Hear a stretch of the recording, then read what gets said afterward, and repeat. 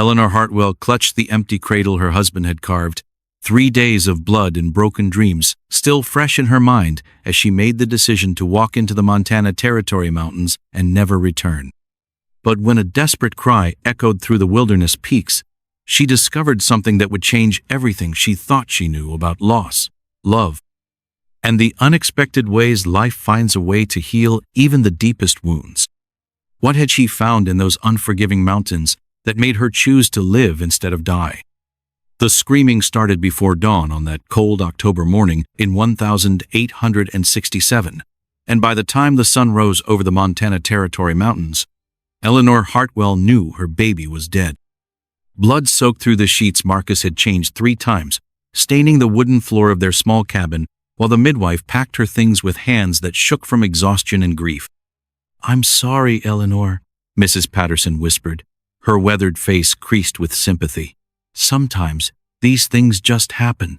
The good Lord has his reasons." Eleanor couldn't speak. The words felt trapped somewhere deep in her throat, tangled up with the screams she'd been swallowing for hours. She stared at the empty cradle beside their bed, the one Marcus had carved from pine wood during the long winter nights when they'd believed their prayers were finally being answered. Marcus stood by the window, his broad shoulders hunched with defeat, his calloused hands, strong enough to split logs and gentle enough to braid her hair, hung useless at his sides. The silence between them felt heavier than the mountains that surrounded their settlement, pressing down until breathing became something she had to remember to do. "The baby was perfect," Mrs. Patterson continued, gathering her bloodied aprons. "Just too small to make it in this world. Born too early, probably from all the worry you've been carrying." Worry. Eleanor almost laughed at the simple word. For months, she'd watched other women in the settlement grow round with promise, while her own belly remained flat. She'd prayed until her knees were raw from kneeling on the cabin floor, had made bargains with God that now seemed foolish and desperate. When the bleeding finally started 3 weeks ago, she'd thought it meant her prayers were answered. The morning sickness, the tender breasts, the way her monthly courses had stopped, all signs that life was growing inside her. But the joy had been brief, lasting only until the cramping began. The door creaked as Mrs. Patterson left, and Eleanor heard her speaking quietly to Marcus on the porch. Words drifted through the thin walls. "Needs time. These things happen. Try again." Eleanor pressed her hands over her ears, but the voices followed her anyway. Marcus came back inside, his boots heavy on the wooden floor. He looked at her with eyes that held the same hollow grief she felt, but also something else, a distance that hadn't been there before. The loss sat between them like a wall, and neither seemed to know how to climb over it. "I'll milk the cow," he said finally, his voice rough from the tears he'd shed outside where he thought she couldn't hear. Eleanor nodded, though she didn't really hear him. Her attention was fixed on the cradle, on the tiny quilt she'd sewn with such hope. Blue and yellow squares, soft as clouds, meant to wrap around a baby who would never need its warmth. The neighbors came throughout the morning, bringing soup and bread and words that meant nothing. Mrs. Henderson held Eleanor's hands and cried with her, having lost her own baby just the week before. The younger women spoke in hushed tones about God's plan and better times ahead, but Eleanor could see the fear in their eyes, the knowledge that if it could happen to her, it could happen to any of them. By afternoon, the visitors had gone, leaving behind casseroles that would spoil before anyone thought to eat them. Eleanor sat in the chair beside the cold fireplace, her body aching from the labor that had ended in nothing but emptiness. Her breasts were still tender, her body still preparing to nourish a child who would never cry for her milk. Marcus worked in the barn, fixing things that didn't need fixing, avoiding the cabin where grief hung like smoke.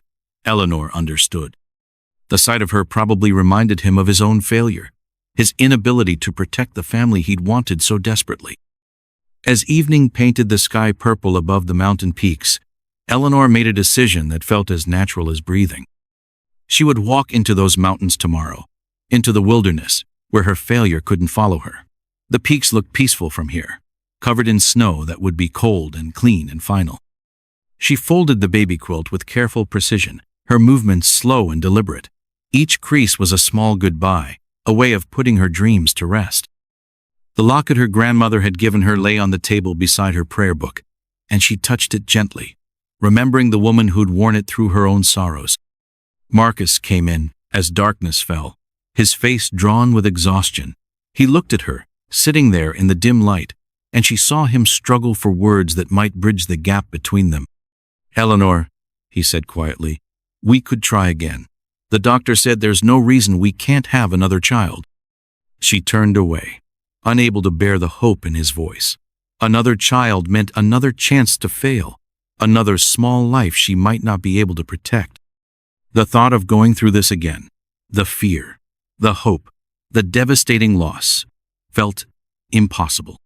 "I'm tired," she whispered, which was true but not complete. She was tired of hoping, tired of praying, tired of believing that wanting something badly enough would make it real. Marcus nodded and began preparing for bed, moving around the cabin like a stranger. They'd shared this space for 3 years, but tonight it felt foreign, filled with shadows and silence and the ghost of dreams that would never come true. Eleanor lay awake long after Marcus's breathing settled into sleep, staring at the ceiling and listening to the wind whistle through the gaps in the walls. Tomorrow, she would walk into the mountains and let the wilderness take her. It seemed like the only honest thing left to do. The morning came gray and bitter, with frost covering the windows like lace made of ice.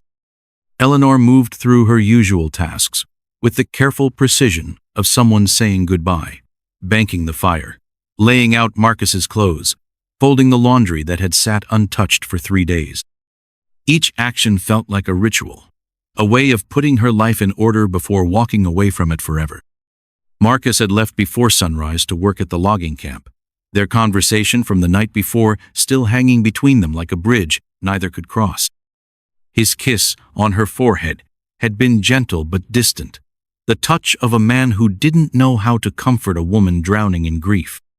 The baby clothes lay in the wooden chest Marcus had built last spring, each tiny garment sewn with such hope during the long winter evenings. Eleanor lifted them one by one, the christening gown made from her mother's wedding dress, the small caps that would have covered dark hair like hers, the booties no bigger than her thumb. She packed them carefully in a cloth bundle, along with her grandmother's silver locket and a piece of hardtack that would serve as her last meal. Not provisions for survival, but tokens for the journey she planned to take. The leather boots Marcus had made for her last Christmas felt strange on her feet, as if they belonged to someone else, someone who believed in tomorrow and second chances. The forest began where their cleared land ended, a wall of Douglas firs that stood like green soldiers against the morning sky. Eleanor had walked these trails before, gathering berries in summer and following Marcus when he checked his trap lines, but today the trees seemed different, taller, darker, more welcoming. She paused at the edge of civilization, looking back at the cabin that had been her home for 3 years. Smoke rose from the chimney, and she could see their milk cow grazing in the small pasture, content and unaware that the world had changed. Everything looked the same, but Eleanor knew she was different now, hollowed out, emptied of the dreams that had once filled her days with purpose. The trail was barely visible, used mainly by trappers and the occasional surveyor mapping the territory for the railroad that might come someday. It wound upward through stands of pine and aspen, following a creek that chattered over stones worn smooth by countless seasons of snowmelt and rain. Eleanor's boots found their rhythm on the rocky path, and with each step, she felt pieces of herself falling away. The dutiful wife who kept house and tended garden, the hopeful mother who'd whispered prayers to her unborn child, the woman who'd believed that faith and hard work would be enough. All of these versions of herself seemed to slip off like clothes she no longer needed. The mountain air was thin and cold, burning her lungs with each breath, but it was a clean pain that felt honest in its simplicity. Below her, the settlement grew smaller, reduced to toy-sized buildings scattered among the trees. The people who lived there, the neighbors who'd brought soup and sympathy, the women who'd shared their own stories of loss, became dots moving through their daily routines, unaware that Eleanor Hartwell was disappearing into the wilderness. By midday, She'd climbed high enough to see the full sweep of the valley, with its patchwork of cleared fields and the silver ribbon of the river that brought life to their small community. The view was beautiful in a way that made her chest tight, with something that might have been regret if she'd allowed herself to feel it. She stopped beside a beaver pond, where the water lay still and dark, reflecting the peaks that rose beyond like ancient guardians. The silence here was different from the heavy quiet of the cabin, alive with the whisper of wind through pine needles and the distant call of a hawk circling overhead. Eleanor knelt beside the water and cupped it in her palms, drinking deeply.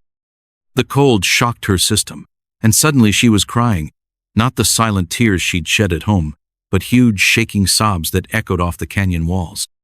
The sound of her own grief, finally released, frightened her with its intensity. When the tears stopped, she felt strangely lighter, as if something heavy had been lifted from her chest. The afternoon sun slanted through the trees, creating patterns of light and shadow that shifted with the breeze. She pressed her palm against the rough bark of an ancient pine, feeling its patient endurance. This tree had weathered countless storms, had stood here when her grandmother was young, would stand here long after Eleanor's sorrow was forgotten.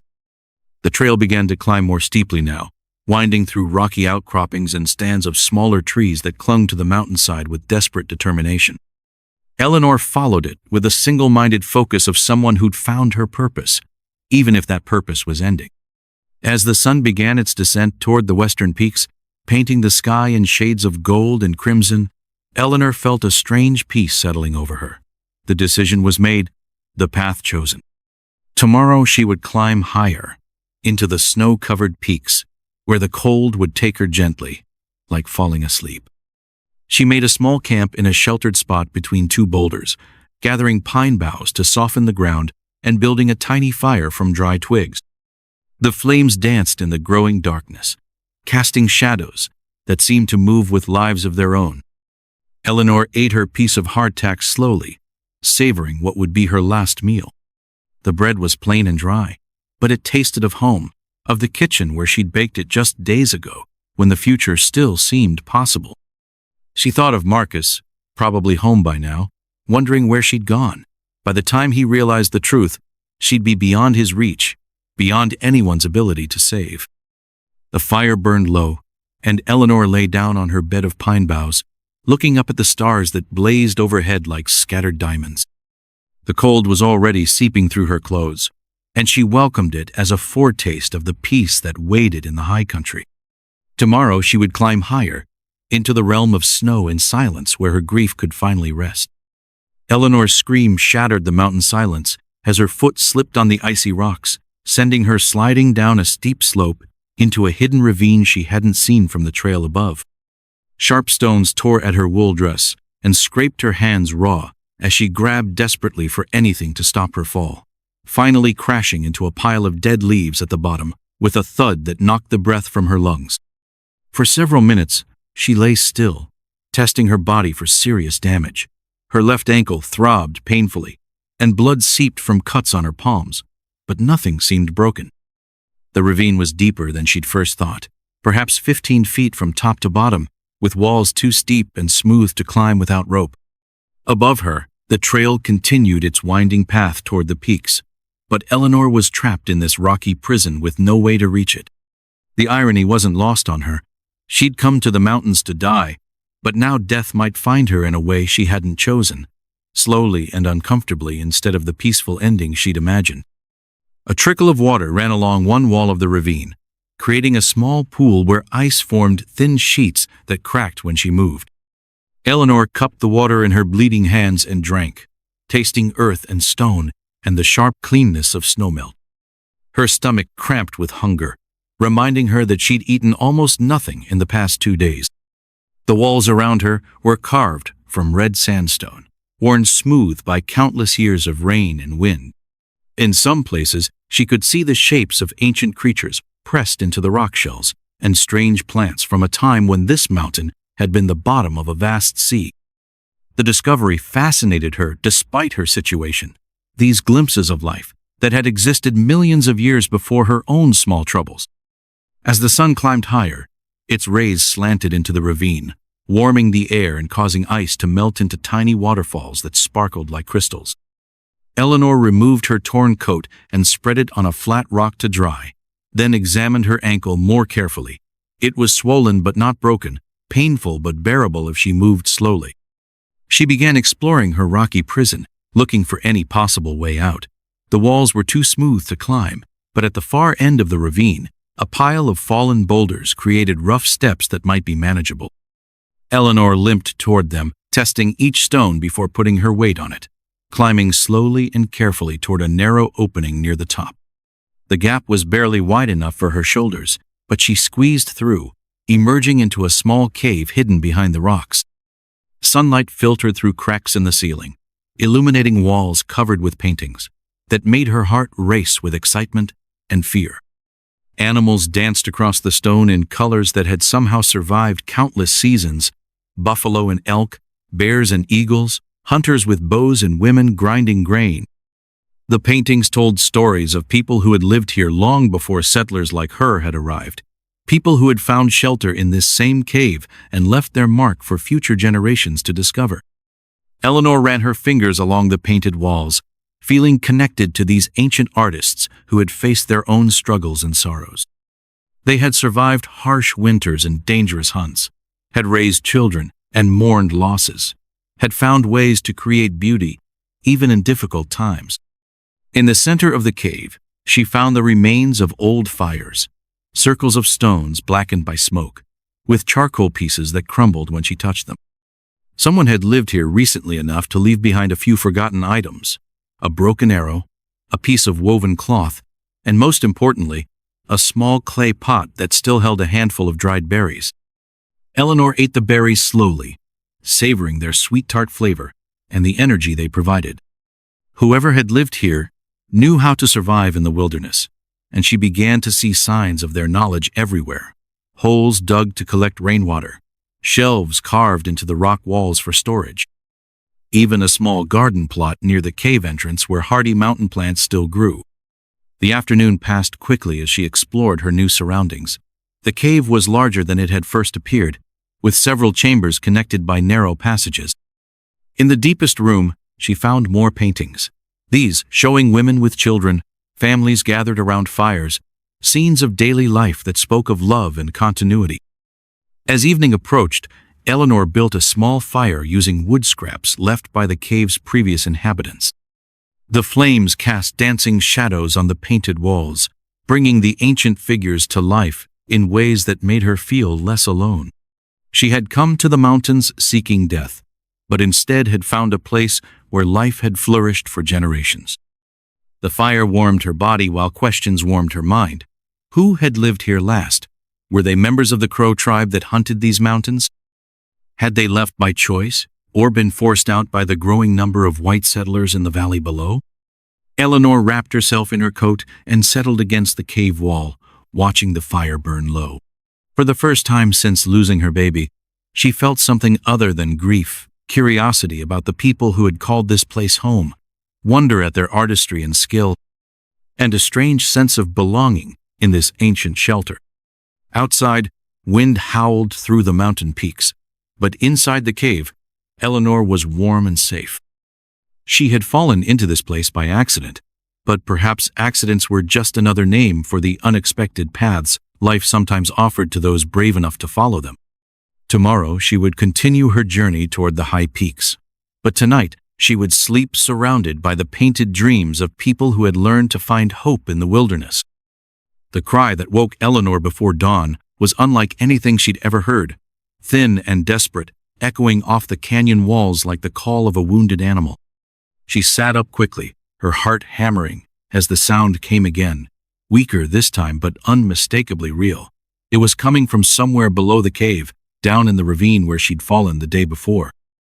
Eleanor grabbed her coat and limped to the cave entrance, peering down into the rocky depression that had become her prison and then her shelter. At first, she saw nothing unusual, just the familiar walls of red stone and the small pool where ice still rimmed the edges. Then movement caught her eye, a flash of color that didn't belong among the brown and gray rocks.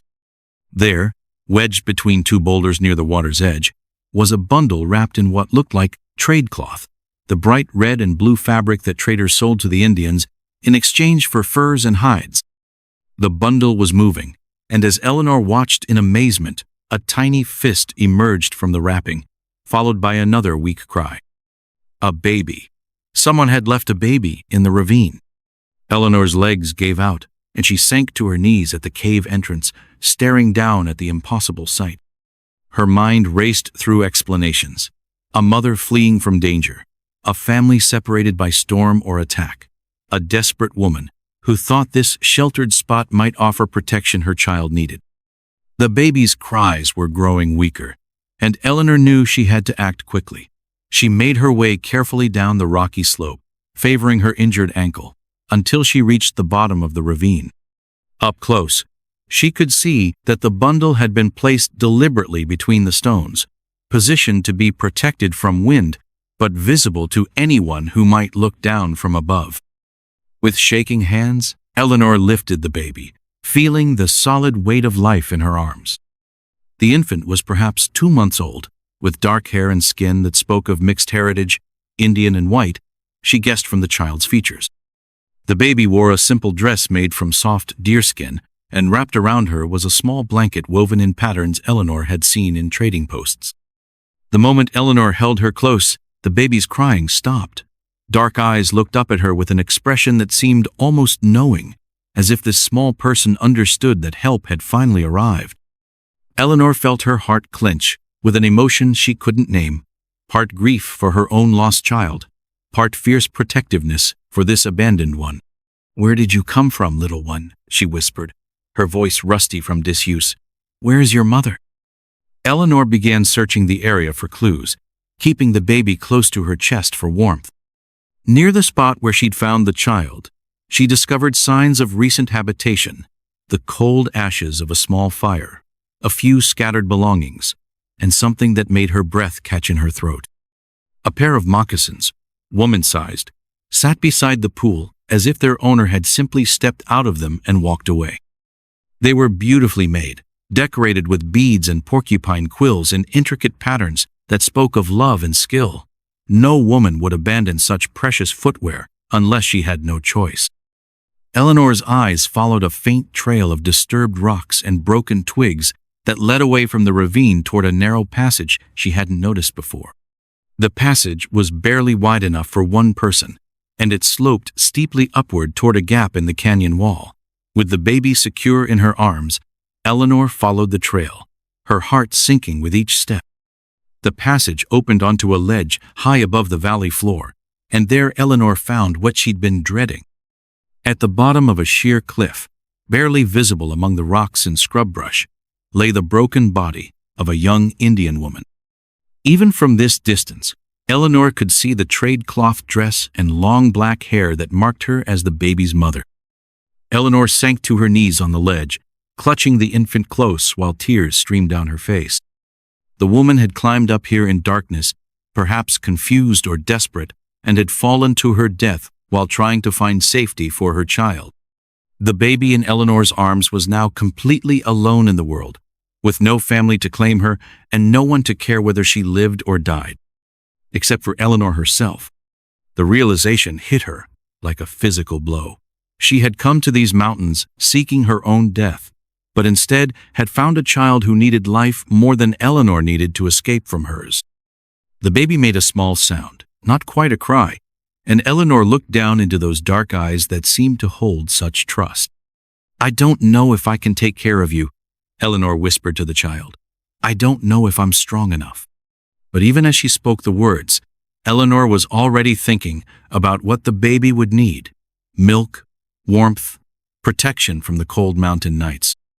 The woman who had brought soup after Eleanor's miscarriage, Mrs. Henderson, had lost her own baby just the week before. She would still have milk, might even welcome the chance to help another child. Eleanor thought about the painted walls of the cave, about the ancient people who had raised families in this harsh but beautiful place. They had found ways to survive and even thrive in conditions that would challenge the strongest person. Perhaps she could find that same strength, that same determination to protect what mattered most. The baby stirred in her arms, and Eleanor felt something shift inside her chest. The hollow grief that had consumed her for days was still there, but alongside it was something new, a fierce protectiveness that surprised her with its intensity.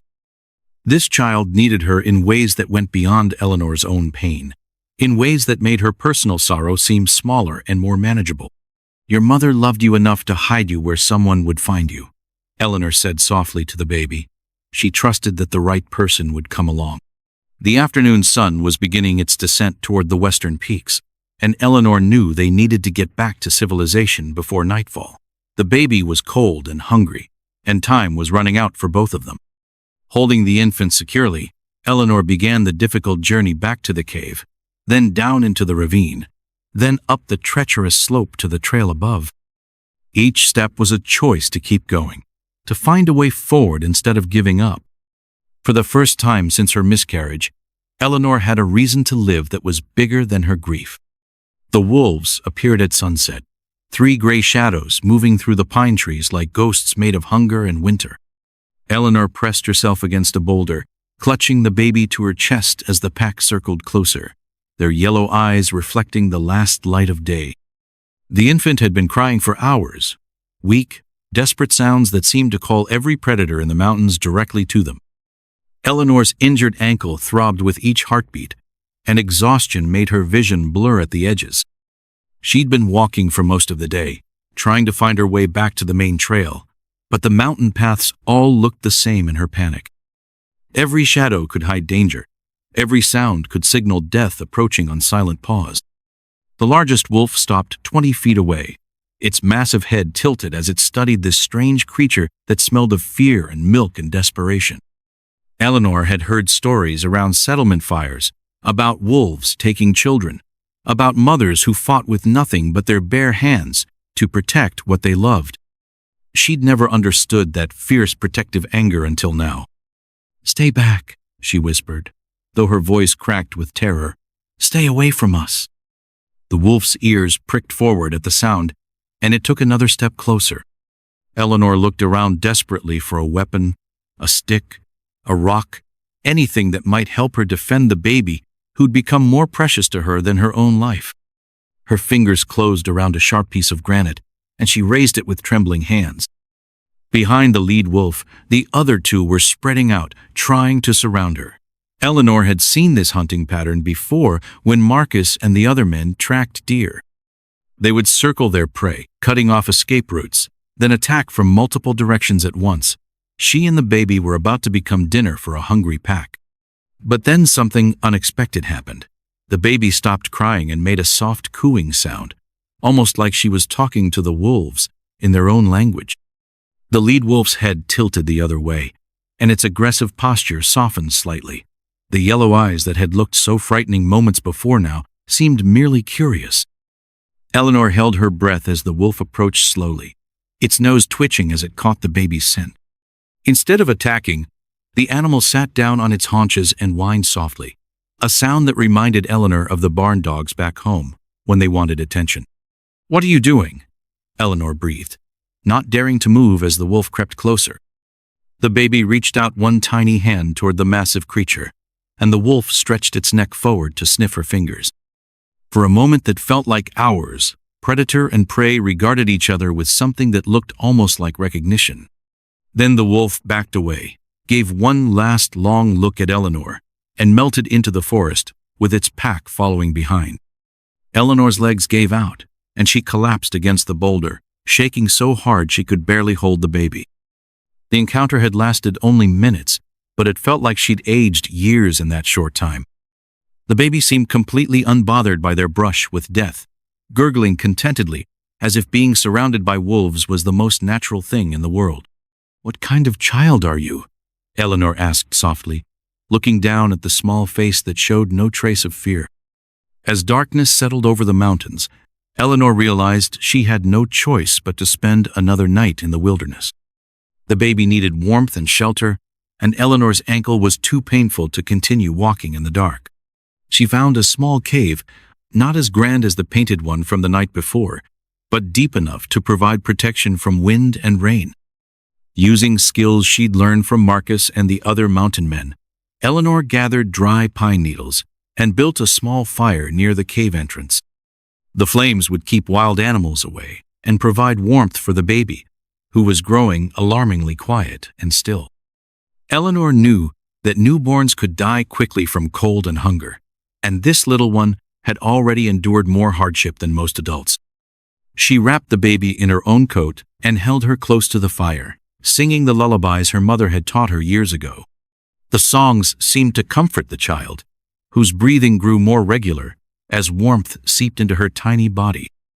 Eleanor found herself making promises she wasn't sure she could keep, that she would get them both to safety, that she would find someone to help, that this baby would grow up loved and protected. The fire burned low as Eleanor dozed fitfully, one arm around the baby and the other holding a sharp stick in case the wolves returned. Every sound made her jerk awake, the hoot of an owl, the crack of settling wood, the distant call of a coyote. But the night passed without further danger, and dawn brought the sound she'd been praying for since the wolves appeared. Voices, human voices, calling out in languages she recognized: English, and what sounded like the crow words she'd heard at trading posts. A search party was somewhere nearby, and Eleanor felt hope flicker in her chest like the first time in days. She gathered the baby and limped toward the sounds, following them down a steep slope that led to a broader trail. The voices grew louder, more urgent, and Eleanor could make out individual words now: Mary and baby and where are you? Someone was looking for this child, someone who loved her enough to brave the dangerous mountain trails, to search through the night in wolf country. Eleanor's heart clenched as she realized what this meant.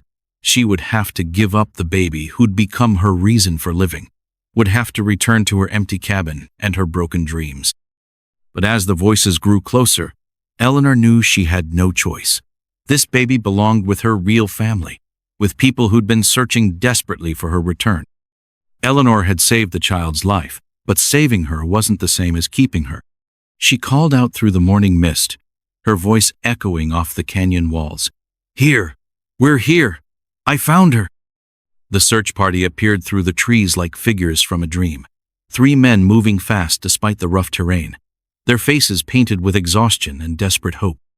When they saw Eleanor holding the baby, one of them cried out in a voice that cracked with relief and joy. The baby was going home, but Eleanor's journey was far from over. Put the baby down and step away slowly, the youngest searcher commanded, his rifle pointed directly at Eleanor's heart while his hands shook with exhaustion and something that looked like rage. Put her down now, or I'll shoot you where you stand. Eleanor's blood turned to ice water as she realized how this must look. A white woman alone in the mountains, holding an Indian baby, claiming to have found her. In a territory where tensions between settlers and native tribes grew more dangerous each day, her story would sound like a lie designed to cover up something much darker. Please, Eleanor said, raising one hand while keeping the other wrapped protectively around the baby. I'm not who you think I am. I found her in a ravine, crying and alone. Her mother is dead. The man with the rifle was barely old enough to grow a proper beard, but his eyes held the hard wisdom of someone who'd seen too much violence too young. Behind him stood 2 older men, one white with the weathered look of a trapper or guide, the other clearly Indian with silver threading through his long braids. That's what they all say, the young man spat. Find a dead Indian, steal her baby, then claim you were trying to help. How much were you planning to sell her for? Eleanor's mouth fell open in shock. Sell her? I would never. I don't want money. I just want her to be safe. The Indian man spoke quietly to his companions in his native tongue, studying Eleanor's face with eyes that seemed to see straight through to her soul. His voice was calm, but Eleanor could hear the pain underneath, the kind of grief that came from losing someone precious. The older white man lowered his own weapon slightly. Easy, Daniel. Let's hear what she has to say before we start making accusations. Daniel. Eleanor filed the name away, recognizing the authority in his voice despite his youth. This was someone who mattered to the search party, someone whose opinion would determine whether she lived or died in the next few minutes. I lost my own baby 3 days ago, Eleanor said quietly, looking directly into Daniel's angry eyes. I came up here to end my own life. I found her yesterday, abandoned in a ravine near some caves with Indian paintings. Her mother fell from a cliff trying to find safety. The Indian man's eyes widened, and he spoke rapidly to Daniel in his own language. Daniel's grip on the rifle loosened slightly, but his suspicion remained. "Show us," Daniel said finally. "Show us where you found her and where my wife died." Wife. The word hit Eleanor like a physical blow. This wasn't just a search party. It was a husband looking for his family, a man who'd probably been awake for days tracking through dangerous country because he loved them both. Eleanor nodded, shifting the baby to a more comfortable position. "It's about 2 miles back, up that ridge. But the trail is dangerous, especially with the loose rocks from yesterday's rain." The older white man introduced himself as Jake Morrison, Daniel's father-in-law, while the Indian man was called Stone Bear, the baby's grandfather. As they began the difficult trek back toward the caves, Eleanor learned pieces of their story through fragments of conversation and translation. Daniel Morrison had married Mary White Eagle against the wishes of both their communities, creating a family that belonged fully to neither world. When word came that the army planned to move the Crow people to a reservation far from their traditional lands, Mary had panicked, convinced that white authorities would take their mixed-blood daughter away from them. She was sure they'd declare Hope a ward of the state, Daniel explained as they climbed, his voice thick with guilt and sorrow. "Said she'd rather die than let strangers raise our child. I thought I could convince her to trust the legal system, but Mary had heard too many stories of children disappearing into boarding schools." Eleanor listened to the pain in his voice and understood the impossible choice Mary had faced. In a world where mixed families were viewed with suspicion by both sides, where could a mother turn to protect her child? They reached the ravine as the sun climbed toward its peak, and Eleanor led them down the treacherous slope to where she'd found the baby. Daniel's face crumpled when he saw the familiar trade cloth and moccasin still sitting beside the pool, and Stone Bear began singing in his native language, a song that sounded like grief made audible. Eleanor guided them to the cliff where Mary's body lay broken among the rocks below. Daniel made a sound like a wounded animal when he saw his wife, and Jake had to steady him to keep him from trying to climb down the impossible slope. "She must have been confused in the dark," Eleanor said gently, maybe afraid, not thinking clearly. She hid the baby where someone would find her, then tried to find another way down and fell. Stone Bear spoke to Daniel in Crow, and Eleanor saw some of the anger drain from the young man's face. Whatever the grandfather had said seemed to bring comfort, or at least acceptance of what couldn't be changed. "He says the spirits guided you to Hope," Jake translated. "Says it's no accident that a woman who'd lost her own child was the one to find ours." Eleanor looked down at the baby sleeping peacefully in her arms, feeling the weight of responsibility settle on her shoulders like a heavy cloak. These men had every right to take Hope and disappear back into the wilderness, to raise her among people who would understand her heritage and protect her from a world that might not accept her. But Daniel surprised her by reaching out to touch his daughter's cheek with infinite gentleness, then looking up at Eleanor with eyes that held exhaustion and something that might have been gratitude. "She's alive because of you," he said simply. "Mary would have wanted me to thank you for that." Eleanor felt tears prick her eyes. "She's a beautiful baby. Your wife must have loved her very much." "She did," Daniel whispered, "more than her own life." The baby stirred and opened her dark eyes, looking up at the circle of faces surrounding her. For a moment, Eleanor imagined she could see understanding in that small face, the knowledge that she was loved by many people, even if her world had suddenly become much more complicated. Stone Bear spoke again, and this time his words seemed to be directed at Eleanor herself. Jake translated with a slight smile. "He says you have the hands of a mother, even without a child of your own. He wants to know if you would consider helping us raise Hope, at least until she's old enough to choose her own path."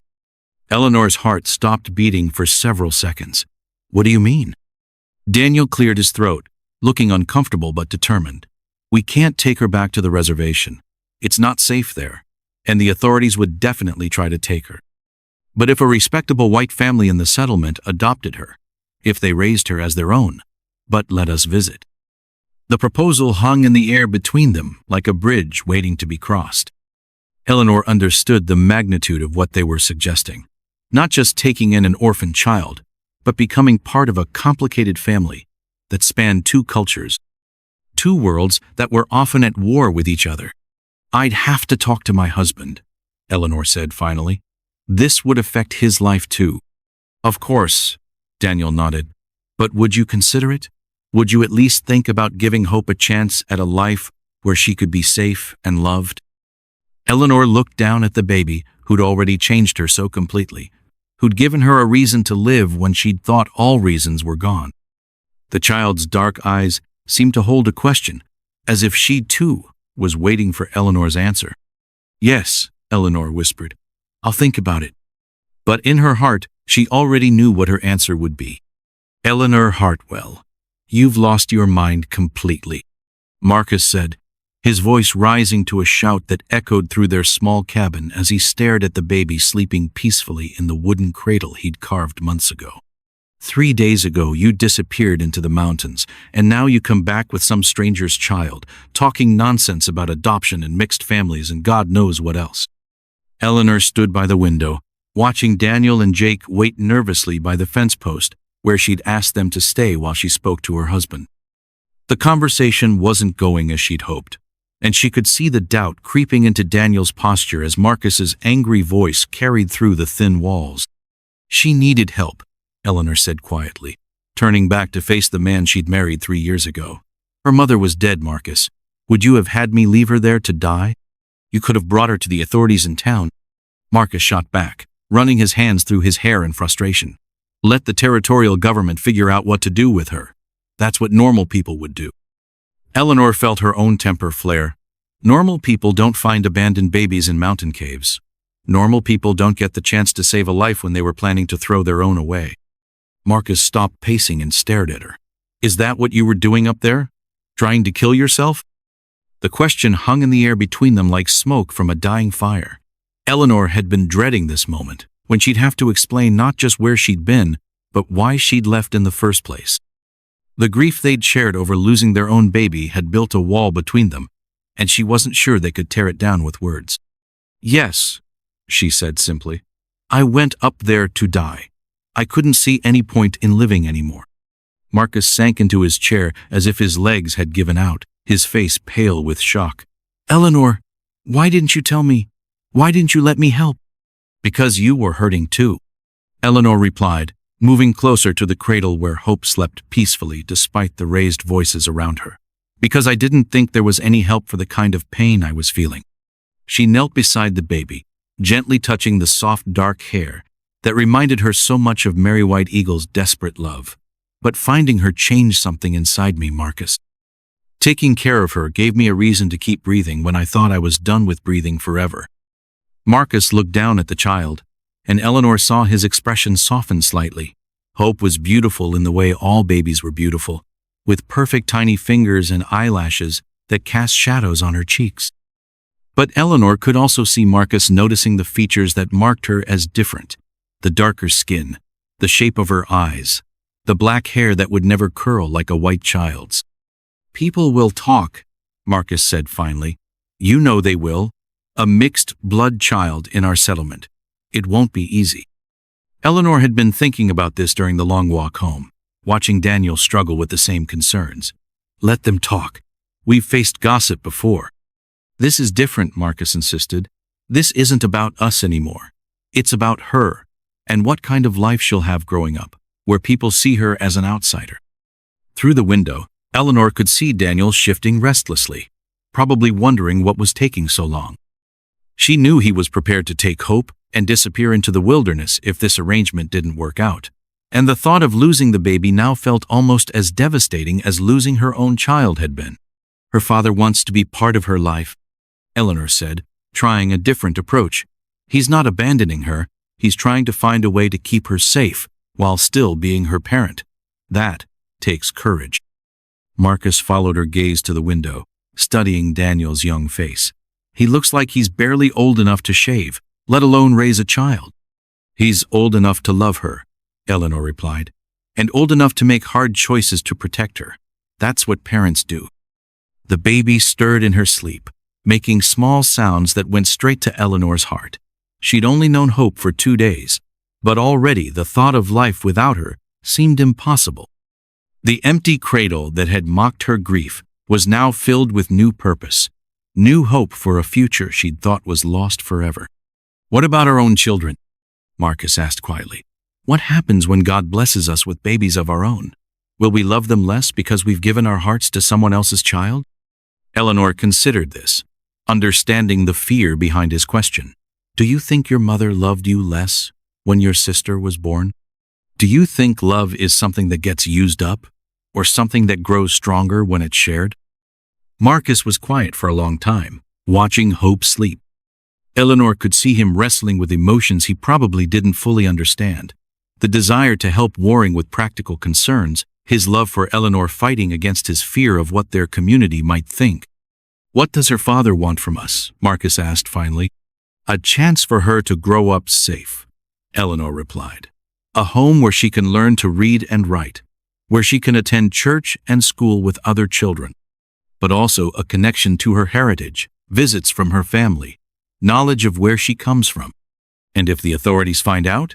If someone reports that we're harboring an Indian child illegally?" Eleanor had wondered about this too, but Daniel had assured her that Hope's mixed heritage would actually protect her in some ways. "She's half white, Marcus. Legally, that gives her rights that full-blood Indian children don't have. And if anyone asks, we adopted her from friends who died in a wagon accident." Marcus stood up and walked to the cradle, looking down at Hope with an expression Eleanor couldn't read. The baby chose that moment to open her eyes, blinking up at him, with the solemn gaze that had already stolen Eleanor's heart. "Hello there, little one," Marcus said softly, and Eleanor heard something in his voice that gave her hope. Hope gurgled and reached up with one tiny hand, and Marcus couldn't resist letting her grasp his finger. Eleanor watched her husband's face transform as he felt the baby's grip, saw the exact moment when protective love replaced uncertainty. "She's strong," Marcus said with surprise. "She's a fighter," Eleanor agreed.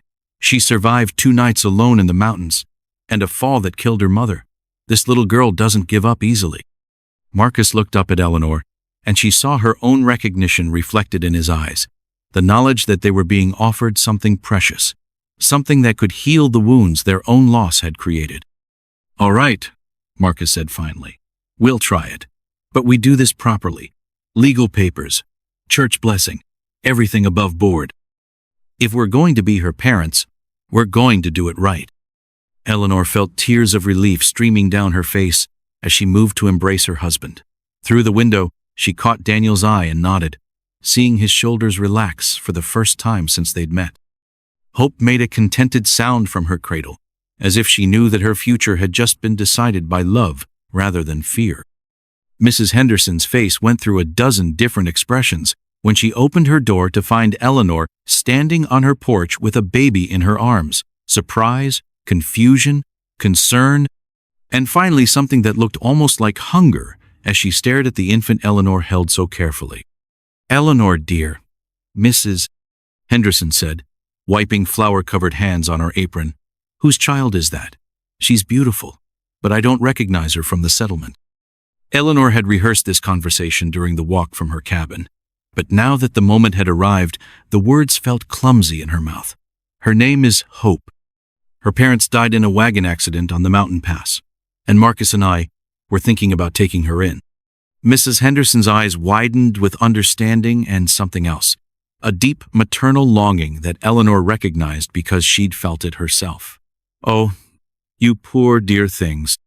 Come in, out of the cold. Let me look at her properly." The older woman's cabin was warm and filled with the smells of fresh bread and herb tea. Eleanor settled into the rocking chair by the fire while Mrs. Henderson bustled around, preparing a pot of coffee and stealing glances at the baby every few seconds. "How old is she?" Mrs. Henderson asked, finally sitting down across from Eleanor. "About 2 months, we think, but she's been through a terrible time. No proper food, exposed to cold and weather. She needs—" Eleanor paused, gathering her courage. "She needs milk, Mrs. Henderson. Real milk, from a mother who can nurse her. Mrs. Henderson's hands stilled on her coffee cup, and Eleanor saw understanding dawn in her eyes. The older woman had lost her own baby just the week before Eleanor's miscarriage, and everyone in the settlement knew she'd been struggling with grief and the physical discomfort of milk that had nowhere to go. "You're asking me to feed her," Mrs. Henderson said quietly. "I'm asking you to help save her life." Eleanor replied, "The doctor says babies her age can't survive on cow's milk alone, especially when they're already weak. She needs what only a nursing mother can provide." Mrs. Henderson stood up and moved to the window, looking out at the mountains where snow was beginning to dust the higher peaks. "People will talk, you know. They'll say it's not natural, feeding another woman's child. They'll say I'm trying to replace my own baby with someone else's." Eleanor heard the pain in the older woman's voice and chose her next words carefully. "Or they'll say you're doing what any good Christian woman would do, helping a child in need. They'll say you're using the gift God gave you to save a life instead of letting it go to waste." Hope stirred in Eleanor's arms and made a small, hungry sound that seemed to go straight to Mrs. Henderson's heart. The older woman turned back from the window with tears in her eyes. "May I hold her?" Mrs. Henderson asked. Eleanor stood and carefully transferred the baby to Mrs. Henderson's waiting arms. The moment Hope settled against the older woman's chest, something magical happened. Mrs.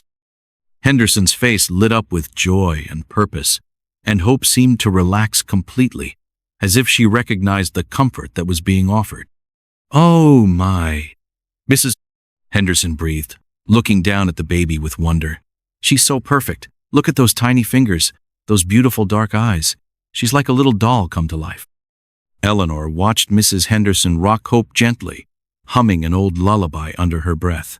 The sight filled her with gratitude and something else, the knowledge that this arrangement would help heal Mrs. Henderson's grief as much as it would save Hope's life. "I could feed her," Mrs. Henderson said suddenly, her voice firm with decision. "At least until she's old enough for solid food. It would be good to feel useful again." "Are you sure?" Eleanor asked, though she could see the answer written all over Mrs. Henderson's face. "I'm sure," the older woman replied. "This little one needs help, and I have help to give. It seems like providence, doesn't it? You finding her just when I'm able to care for her." They spent the next hour working out the practical details. Mrs. Henderson would nurse Hope 3 times a day, morning, afternoon, and evening, while Eleanor handled the rest of the baby's care. It wasn't ideal, but it would give Hope the nutrition she needed while allowing Eleanor to be her primary caregiver. As they talked, Eleanor found herself sharing more of Hope's story than she'd planned. Not the complete truth about finding her in the mountains or her mixed heritage, but enough to explain why the baby had no other family, why she needed the special care that only Mrs. Henderson could provide. "You and Marcus are doing a wonderful thing," Mrs. Henderson said as Eleanor prepared to leave. "Taking in an orphaned child, giving her a chance at a good life. Not everyone would be so generous." Eleanor looked down at Hope, who had fallen asleep in Mrs. Henderson's arms with a contentment that spoke of full belly and warm comfort. "She's not a burden, Mrs. Henderson. She's a blessing we didn't know we needed." The older woman smiled. "The best blessings, usually, are the ones we don't expect." As Eleanor walked home through the gathering dusk, she felt something she hadn't experienced in weeks: hope for the future. Not just for Hope herself, but for the family they were creating through love and necessity, and the kind of providence that sometimes brought exactly the right people together at exactly the right time. Behind her, Mrs. Henderson stood in her doorway holding the baby, both of them silhouetted against the warm light spilling from the cabin. Ahead of her, Eleanor could see smoke rising from her own chimney, where Marcus was probably preparing dinner and wondering how their conversation had gone. Between the two homes, Hope would have everything she needed to grow up safe and loved. It wasn't the family any of them had planned, but it was the family they'd been given, and Eleanor was beginning to understand that might be enough. As she reached her own porch, Eleanor heard the sound of horses approaching through the trees. Daniel and Jake were returning from their camp in the foothills, probably anxious to hear how the day's arrangements had gone. Eleanor smiled, imagining their relief when she told them that Hope would have not just one mother, but 2 women dedicated to her care. The future was still uncertain, filled with challenges they couldn't yet imagine. But for the first time since losing her own baby, Eleanor felt ready to face whatever came next. Hope was home, and that made all the difference in the world. "That baby don't belong here," Reverend Wilkins declared from the pulpit during Sunday morning service, his booming voice echoing off the wooden walls as every head in the congregation turned to stare at Eleanor, holding Hope in the back pew. "I've heard the whispers, seen the way she looks, and I'm telling you all right now, we don't need that kind of trouble in our God-fearing community." Eleanor's cheeks burned with shame and anger as murmurs rippled through the packed church. Hope slept peacefully in her arms, unaware that her very presence was causing the biggest scandal the settlement had seen since the Miller twins were caught stealing chickens last spring. Marcus tensed beside Eleanor, his jaw clenched so tight she could hear his teeth grinding. The Reverend continued his attack disguised as a sermon, speaking about the dangers of mixing bloodlines and the importance of keeping their community pure. Eleanor wanted to stand up and defend Hope, to tell everyone how this innocent baby had already brought healing to 2 grieving women, but the weight of all those staring eyes kept her frozen in place. Mrs. Henderson sat 3 rows ahead, her back straight and defiant, despite the disapproving looks from her neighbors. When Reverend Wilkins mentioned unnatural arrangements and women who forget their proper place, Mrs. Henderson stood up slowly and walked out of the church, her footsteps loud in the sudden silence. Eleanor's heart hammered as she realized what was happening. Someone had been talking, spreading stories about Hope's heritage and the unusual arrangement between the 3 families caring for her. In a community where gossip traveled faster than wildfire, secrets had a way of becoming twisted into something ugly and dangerous. After the service ended, Eleanor tried to leave quickly, but found herself surrounded by a group of settlement women led by Mrs. Craig Carter, the banker's wife, who considered herself the unofficial judge of community standards. "Eleanor, dear," Mrs. Carter said with false sweetness, "we're all very concerned about this situation you've created. Taking in a child of mixed blood, involving poor Mrs. Henderson in your schemes, it's simply not acceptable." "Hope is an orphan baby who needed help," Eleanor replied, keeping her voice steady despite the fury building in her chest. "What exactly is unacceptable about helping a child?" Mrs. Patterson, the midwife who'd helped during Eleanor's miscarriage, stepped forward with genuine concern in her eyes. "It's not about helping, Eleanor. It's about what's best for everyone involved. This baby belongs with her own people, not trying to live in a world where she'll never truly fit." Eleanor looked around at the circle of women, some genuinely worried, others clearly enjoying the drama, all of them missing the point entirely. Her own people? She's 2 months old. Her people are whoever loves her and cares for her. "Her people are Indians," Mrs. Carter said bluntly, "and Indians belong on reservations, not in our parlors and churches. What happens when she grows up and wants to marry a white boy? What happens when other Indians come looking for her?" The questions hit Eleanor like physical blows, because they were the same fears that kept her awake at night. She tried not to think about the challenges Hope would face as she grew older, the way people would always see her as different, the impossible position of being caught between 2 worlds. But looking down at Hope's peaceful face, Eleanor felt her resolve strengthen. What happens is that we teach her she's worthy of love regardless of what small-minded people think. What happens is that we show her how to be proud of who she is. Mrs. Carter's expression hardened. "And what happens when the territorial authorities decide we're harboring an Indian child illegally? What happens when they come to take her away and arrest everyone involved?" Eleanor's blood ran cold. She hadn't considered this possibility, that caring for Hope might not just bring social disapproval, but actual legal consequences. Marcus took her arm gently, and she could feel his tension matching her own. "We have legal papers," Marcus said quietly. "Everything is proper and above board." "Papers can be questioned," Mrs. Carter replied with satisfaction, "especially when there are witnesses who remember the real story of where this baby came from." Eleanor realized with growing horror that Mrs. Carter wasn't just expressing concern, she was making a threat. The woman had somehow learned details about Hope's rescue from the mountains, and she was prepared to use that information to cause trouble. "What do you want?" Eleanor asked directly. Mrs. Carter smiled, but there was no warmth in it. "I want what's best for our community.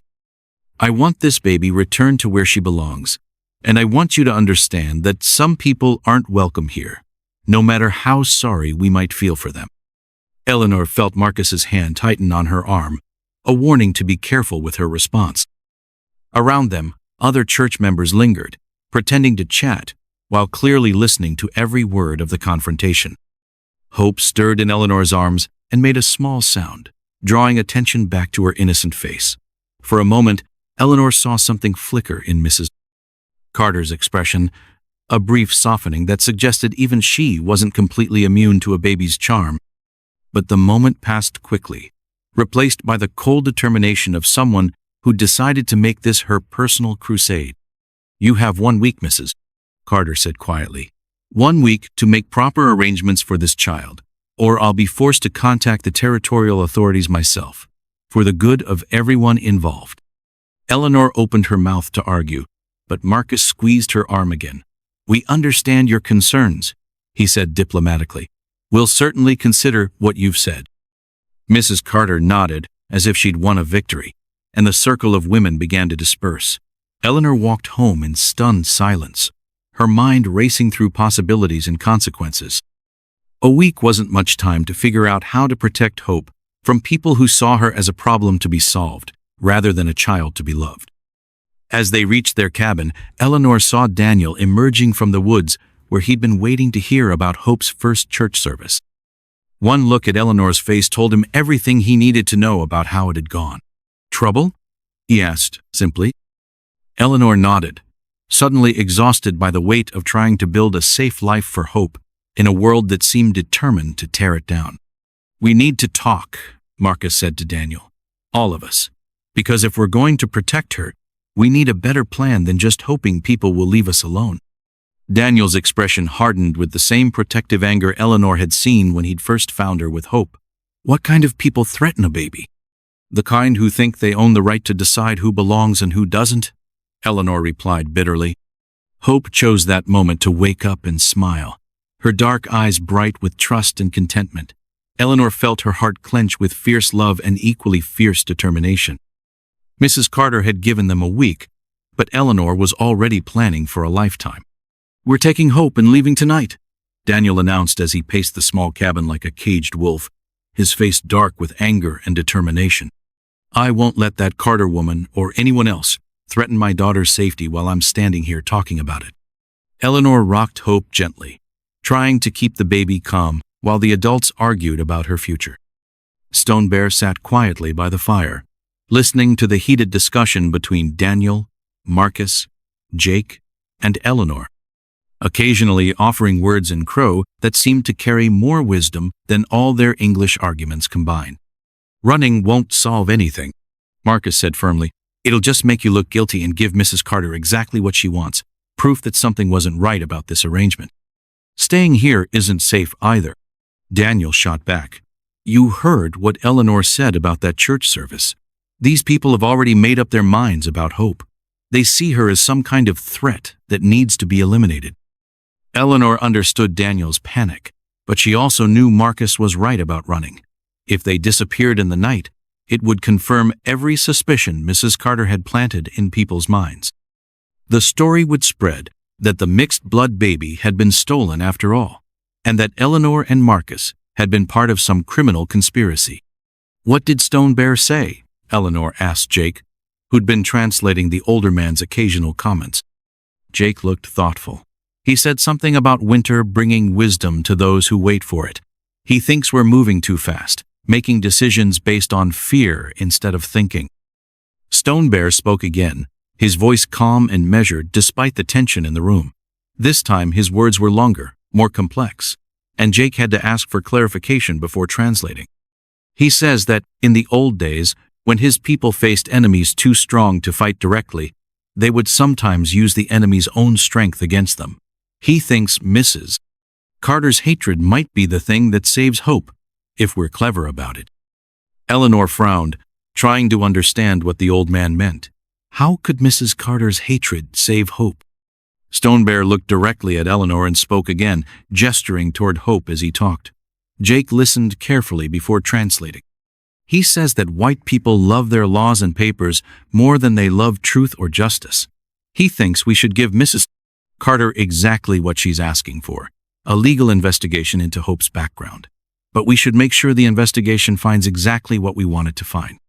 Daniel stopped pacing. What do you mean? Marcus was the first to understand. We get ahead of the story. Instead of waiting for Mrs. Carter to make accusations, we invite the authorities to investigate ourselves. We control what information they see and how they see it. Eleanor felt a spark of hope. We tell our version of the truth first, with all the legal papers properly filed and witnessed. By the time Mrs. Carter makes her complaints, the official record will already show that everything was done correctly. But what about the real story? Daniel asked. What about Mary and the mountains? And how Eleanor really found Hope? We stick as close to the truth as possible, Eleanor said slowly, thinking it through. Hope's mother died in an accident. Her father couldn't care for her alone and asked friends to help with the adoption. Everything else is just details that don't matter to the legal process. Stonebear nodded approvingly when Jake translated Eleanor's plan and added something that made the translator smile for the first time all evening. He says white people always make things more complicated than they need to be, but sometimes that complication can be useful. He thinks we should use their love of paperwork to bury Mrs.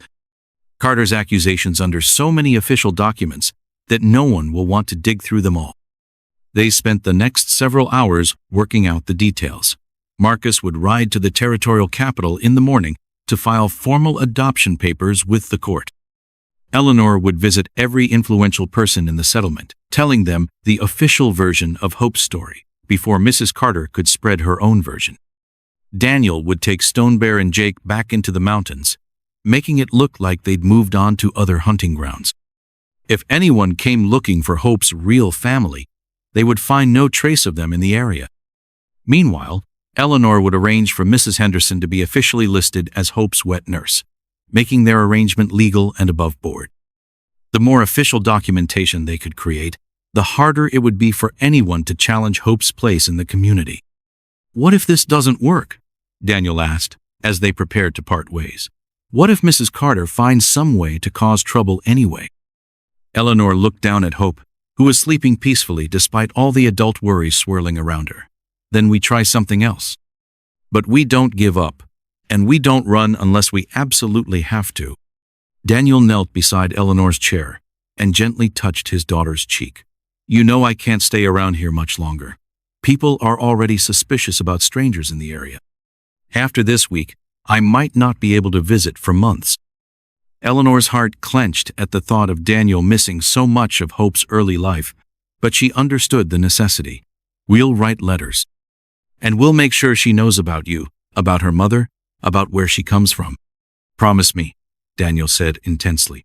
Promise me you'll never let her forget that she has family who love her, even if we can't always be here. I promise, Eleanor said solemnly. She'll know her whole story when she's old enough to understand it. Stonebear stood and approached Eleanor, speaking directly to her in Crow. His words were formal, ceremonial, and even without understanding the language, Eleanor could sense their importance. He's giving you a blessing, Jake translated. He's asking the spirits to protect you and Hope, and he's officially welcoming you into the family as Hope's second mother. Eleanor felt tears prick her eyes as she understood the honor being given to her. In Stonebear's eyes, she wasn't just caring for Hope temporarily. She was becoming part of a family that stretched across cultures and bloodlines, bound together by love rather than law. Tell him thank you, Eleanor whispered. Tell him I'll try to be worthy of his trust. As the men prepared to leave, Eleanor realized that this might be the last time for months that Hope would be surrounded by all the people who loved her. The baby would grow and change, reach new milestones, develop her own personality, and Daniel would miss it all because of people like Mrs. Carter who couldn't see past the color of a child's skin. But as Eleanor looked around at the faces of Hope's unconventional family, she felt a fierce determination replace her earlier fear. They would find a way to make this work not just for the next week, but for all the years to come. Hope belonged with people who loved her, and love would find a way to overcome hatred. It always had, and it always would. The territorial judge's gavel cracked like a gunshot through the packed courtroom, silencing the murmurs that had filled the air since Mrs. Carter's lawyer finished presenting his case for removing Hope from Eleanor's custody. Judge William Crawford, a stern man with silver whiskers and eyes like winter ice, studied the papers spread across his bench while everyone held their breath waiting for his decision. "This is highly irregular," Judge Crawford said finally, his voice carrying the authority of 20 years on the territorial bench. "We have a woman claiming illegal adoption, another woman claiming legal guardianship, and a baby whose parentage seems to shift depending on who's telling the story." Eleanor gripped Marcus's hand so tightly her knuckles went white, while across the aisle, Mrs. Carter sat with smug satisfaction written all over her face. The banker's wife had spent the week gathering witnesses and evidence, building a case that Hope was being illegally harbored by people who had no right to keep her. "Your Honor," Mrs. Carter's lawyer continued, "my client has presented clear evidence that this child was taken from her rightful family under suspicious circumstances. The defendants cannot produce the parents they claim died in a wagon accident, nor can they explain why a white couple would be given custody of what is clearly an Indian child." Judge Crawford looked over his spectacles at Eleanor. "Mrs. Hartwell, you maintain that this child was legally placed in your care by her surviving parent?" Eleanor stood on shaky legs. "Yes, Your Honor. Her father asked us to care for her after her mother died in childbirth. He felt she would be safer growing up in our community than in the wilderness." "And where is this father now?" "He moved on, Your Honor. He's a trapper and hunter, always traveling. He said he would return to visit when he could." It wasn't exactly a lie, but it wasn't the whole truth either. Eleanor prayed the judge wouldn't press for details that might expose the careful story they'd constructed. Mrs. Carter's lawyer pounced immediately. "Convenient that this supposed father has disappeared just when legal questions arise. Your Honor, I submit that no responsible parent would simply abandon their child to strangers and vanish into the wilderness." Judge Crawford frowned, clearly troubled by the gaps in Eleanor's story. "Mrs. Hartwell, do you have any witnesses who can verify your account of how you came to care for this child?" Eleanor's heart sank. Most of their witnesses were either Mrs. Henderson, who only knew the official version of events, or people who might be viewed as accomplices if the truth came out. But then a voice spoke from the back of the courtroom that made everyone turn in surprise. "I can verify it, Your Honor." Dr. Samuel Morrison stood in the doorway, his medical bag in one hand and travel dust covering his clothes. Eleanor had never seen him before, but something about his bearing and the way he carried himself suggested authority and respectability. Judge Crawford raised an eyebrow. "And you are?" "Dr. Samuel Morrison, Your Honor. I've been practicing medicine in the territory for 15 years. I was present when this child's mother died, and I can confirm that the father did indeed ask the Hartwells to care for his daughter." Eleanor felt dizzy with confusion and hope. She had no idea who this man was or why he was helping them, but his confident testimony was exactly what they needed to counter Mrs. Carter's accusations. Mrs. Carter's lawyer wasn't giving up easily. "Dr. Morrison, can you produce medical records of this woman's death? Can you provide the names and locations of other witnesses?" Dr. Morrison's expression remained calm. "The woman died in a remote cabin during a difficult winter. I was the only medical professional present, and frontier record-keeping isn't always as complete as we might wish. But I can testify under oath that everything Mrs. Hartwell has told you is accurate." Judge Crawford studied the doctor carefully. "You're willing to swear that this adoption was legal and proper?" "I am, Your Honor. The father was grieving and desperate, unable to care for an infant, while living the hard life of a mountain man. The Hartwells offered to help, and he gratefully accepted. There was nothing suspicious or illegal about the arrangement." Eleanor watched Mrs. Carter's face fall as her carefully constructed case began to crumble. Without proof that Hope had been stolen or illegally obtained, her complaints became nothing more than gossip and prejudice. But the judge wasn't finished. "Dr. Morrison, what can you tell us about this child's heritage? There seems to be some question about her racial background. Dr. Morrison looked thoughtful.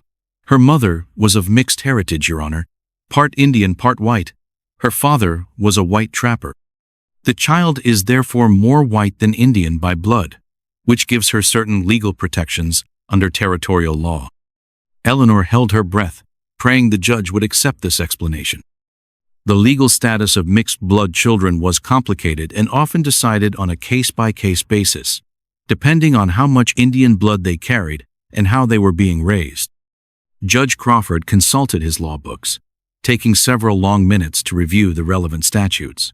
Finally, he looked up with a decision that would change Hope's life forever. Based on the testimony presented and the legal documentation provided, I find that the child known as Hope Hartwell is legally in the custody of Eleanor and Marcus Hartwell. The adoption appears to have been conducted properly, with the consent of the surviving parent. Mrs. Carter's lawyer jumped to his feet. Your Honor, we object to this decision. Our investigation has raised serious questions about— Your investigation has raised gossip and speculation. Judge Crawford interrupted sharply. This court deals in facts and evidence, not community rumors. Unless you can produce concrete proof that laws have been broken, this case is closed. The gavel fell again, and Eleanor felt her knees buckle with relief. Marcus caught her arm, steadying her as the courtroom erupted in whispers and arguments. Hope, who had slept peacefully through most of the proceedings, chose that moment to wake up and smile at everyone, as if she knew that her future had just been secured. As people filed out of the courtroom, Dr. Morrison approached Eleanor with a gentle smile. Congratulations, Mrs. Hartwell. You have a beautiful daughter. Dr. Morrison, Eleanor said carefully, I don't know how to thank you for what you just did, but I have to ask, how did you know to come here today? The doctor's smile widened. Let's just say that word travels fast in the territory, and some of us believe that children belong with people who love them, regardless of what color their skin might be. Eleanor realized, with sudden understanding, that Dr. Morrison must be related to Daniel somehow, probably the brother he'd mentioned who lived in Oregon. Someone had sent word about Hope's situation, and family had come to help in the most unexpected way.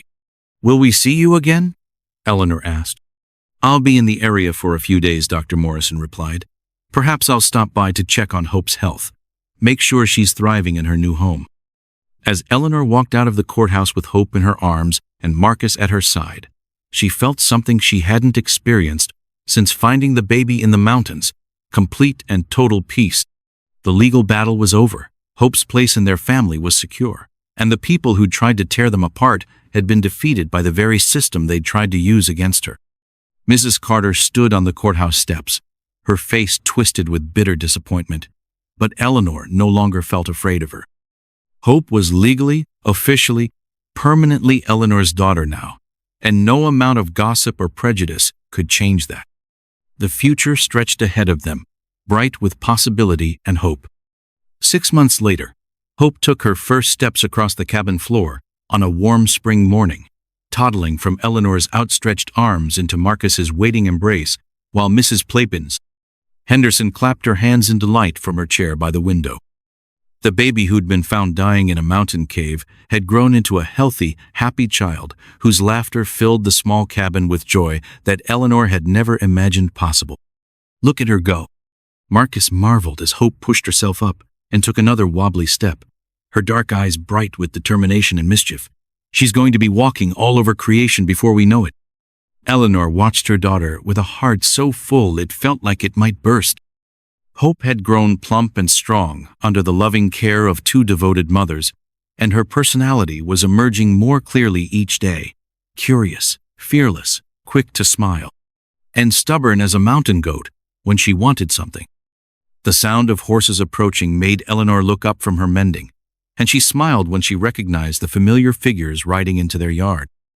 Daniel had kept his promise to visit when he could, and seeing him dismount and hurry toward the cabin always reminded Eleanor of how much love this little girl had in her life. Is that my girl I hear making all that noise? Daniel called out as he knocked on the door, and Hope immediately began babbling excitedly, recognizing his voice even after months of separation. Eleanor opened the door to find Daniel travel-worn but grinning. with Jake close behind carrying supplies and gifts. These visits had become precious to everyone involved. Chances for Daniel to spend time with his daughter, for Eleanor to hear news from the outside world, and for Hope to maintain her connection to the family that had given her life. "She's walking now," Eleanor announced proudly, stepping aside so Daniel could see Hope tottering across the room toward him. Daniel's face lit up with pure joy as he knelt down and opened his arms. "Come here, little bird. Show your papa what you can do." Hope launched herself into Daniel's embrace with complete trust, babbling what sounded almost like words while she patted his face with her small hands. Eleanor felt the familiar bittersweet tug of watching their reunion, happiness that they could be together, sadness that these moments were so rare. "She's grown so much," Daniel said softly, holding Hope close while she explored the beaded necklace he wore. "And look how healthy she is. You've done such a good job taking care of her." "We all have," Eleanor replied, including Mrs. Henderson in her glance. The older woman had become as devoted to Hope as any grandmother, and their unusual family arrangement had worked better than anyone had dared hope. Jake produced a carved wooden horse from his pack, painted in bright colors that immediately caught Hope's attention. "From Stone Bear," he explained. "He's been working on it all winter." Eleanor took the toy and admired the intricate craftsmanship.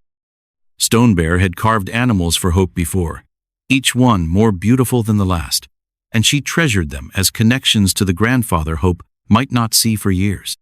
"How is he?" Eleanor asked. "Is he well?" Jake's expression grew serious. "He's getting older, and the winters are hard on him. He talks about wanting to see Hope again before it's too late." Eleanor felt a pang of sadness at the thought of Stone Bear aging alone in the mountains, missing so much of his granddaughter's childhood.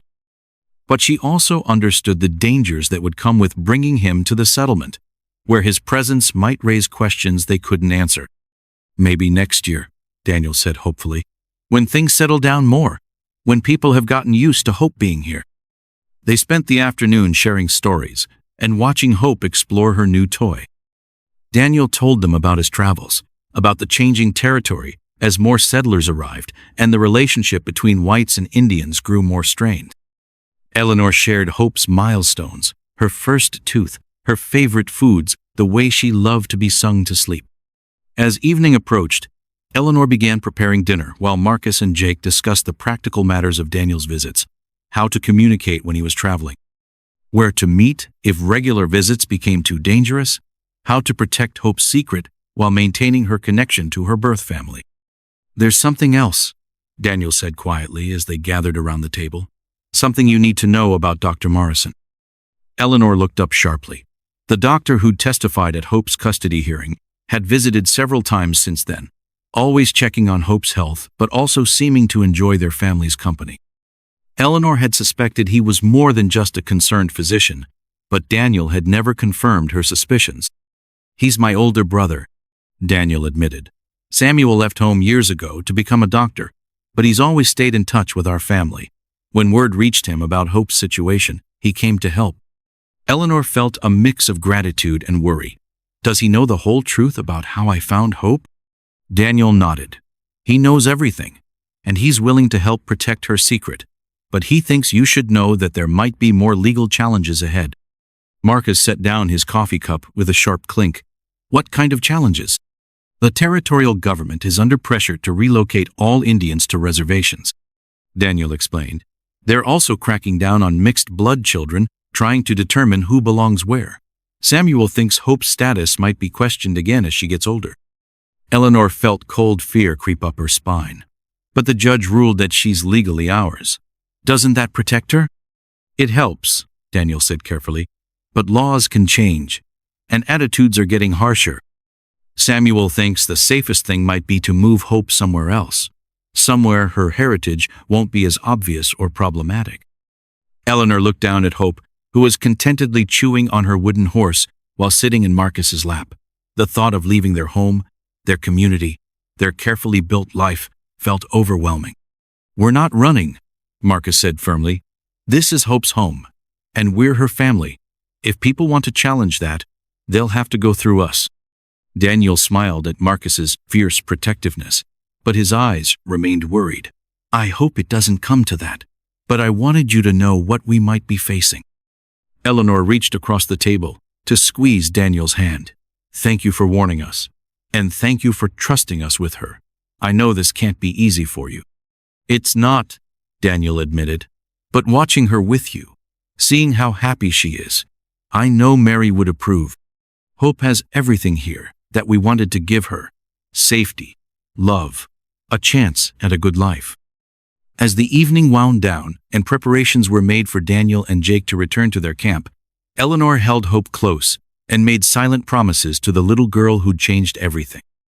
Whatever challenges lay ahead, whatever prejudice or legal battles they might face, Hope would always have a family willing to fight for her.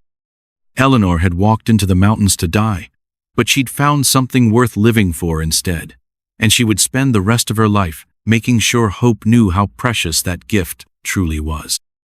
The future was uncertain, but love had proven stronger than hatred once before. It would prove stronger again.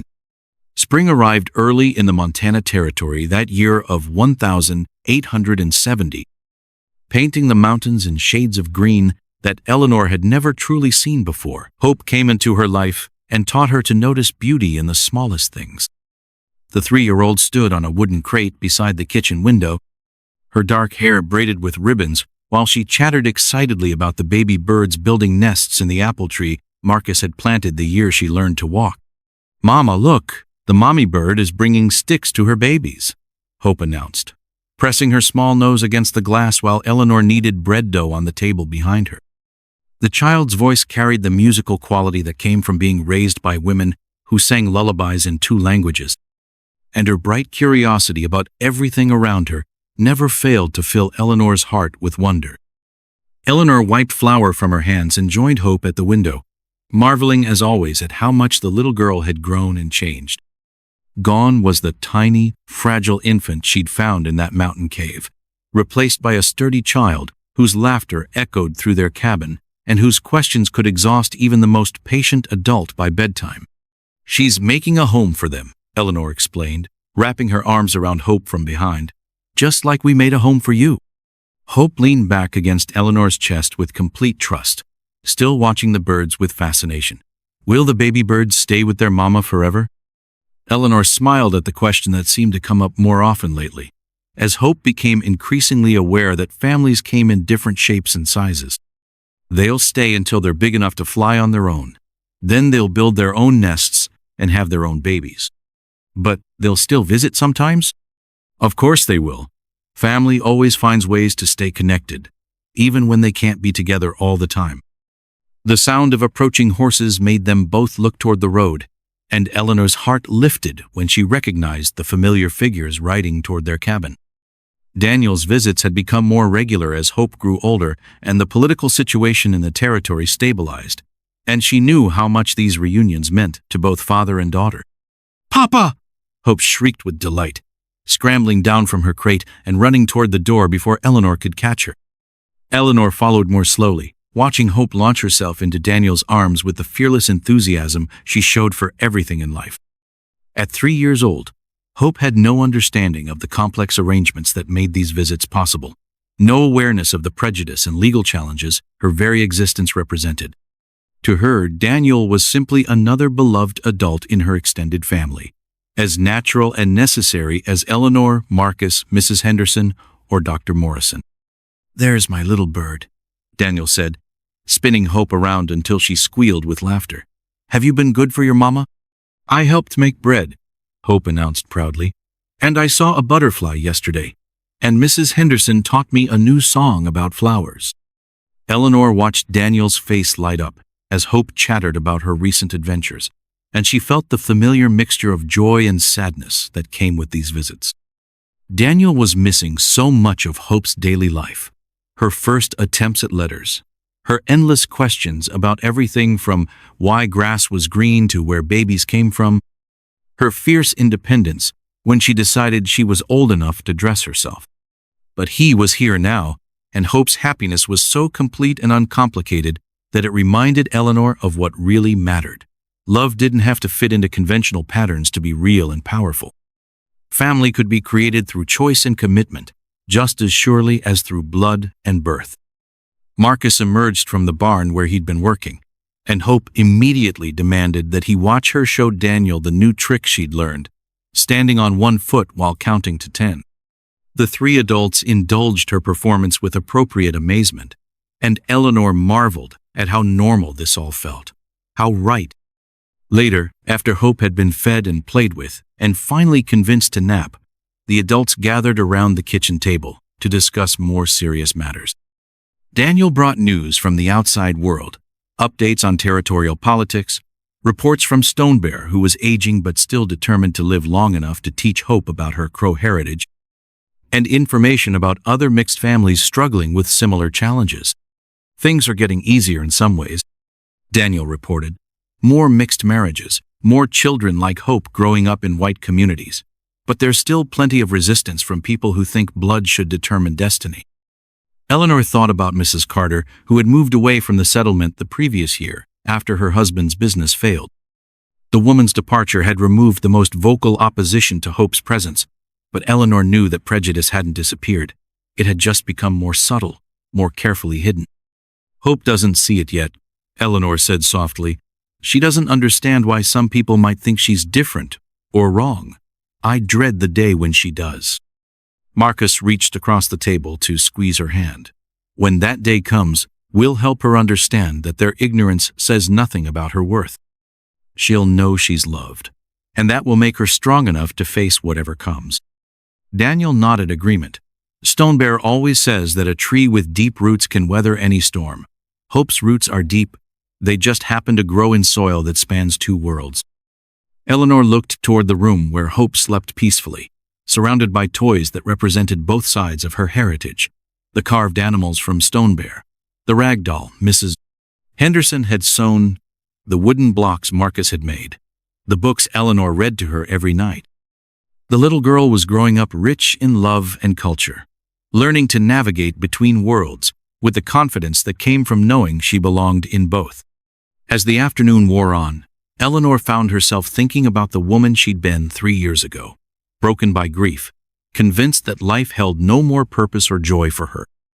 That woman had walked into the mountains planning to die, but she'd found something infinitely more valuable than the peace she'd been seeking. She'd found hope, and in saving hope, she'd discovered that her own capacity for love wasn't diminished by loss but expanded by it. The grief for her biological child hadn't disappeared, but it had transformed into something that enriched rather than destroyed her ability to mother the child who needed her. When Daniel prepared to leave the next morning, Hope clung to him with the intensity of someone who instinctively understood that goodbyes were precious and shouldn't be wasted. Eleanor watched them together and felt a deep gratitude for the trust Daniel had shown in allowing her to raise his daughter, for the sacrifices he made to keep Hope safe while maintaining their bond. I'll be back before the first snow, Daniel promised Hope, kissing her forehead while she wrapped her small arms around his neck. And maybe next time, I'll bring your grandfather to meet you. Hope's eyes widened with excitement. The one who makes the horses? That's right. He's been waiting a long time to see how beautiful and smart you've become. After Daniel rode away, Hope stood at the fence waving until he disappeared into the forest, then turned to Eleanor with the resilient acceptance that children possess. Can we make cookies now? Eleanor laughed and swept Hope into her arms, marveling at the child's ability to live completely in each moment without being diminished by the sadness of farewells.